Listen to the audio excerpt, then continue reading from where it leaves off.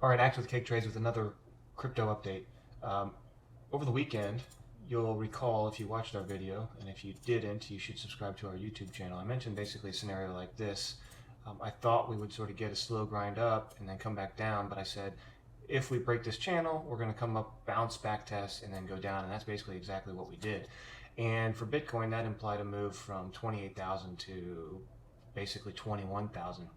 And what I see now is that we have, if you look at the RSI down here, we have basically what I would call a confirmed low, lower low that is, which means RSI is at the same level, price is lower. That means that this low is confirmed. There's no divergence, which means we're likely going to see some sort of retest, or if you look at the structure right here, we could be building out our next channel. So I'll just draw that really quickly, and let's just say it comes down to here, right? We could be building out something where we're going to come up here and then drop and then range bound before we dump again if we do dump. So that's what I'm watching. Basically, you're looking at this resistance at 23.5K, really. Below that, and we're probably going to be range bound with a bias to the downside. If we can get above that, we can get a back test up to here, which would look something like this, right? So we're watching Bitcoin for that. But again, my targets can take us let me just zoom out here. You can ignore sort of some of this fib stuff. This is, but I've got us coming down as low as 19.8, and you can see why we have a liquidity gap right around here. There's others much lower that I think we may hit at some point, but I think we could muster a bounce first. So that's Bitcoin. Ethereum, it was basically the same thing.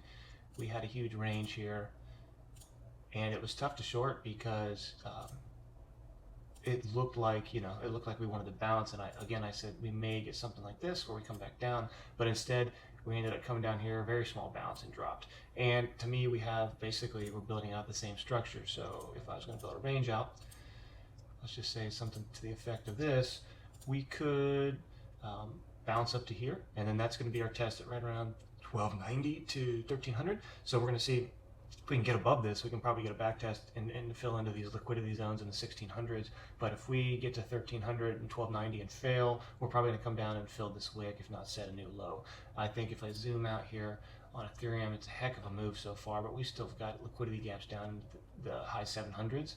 And you can see kind of down here into 200. I mean, things can get really bad, but for now, I'm looking somewhere around 1,000 maybe. Fill this wick around 938, worst case 795.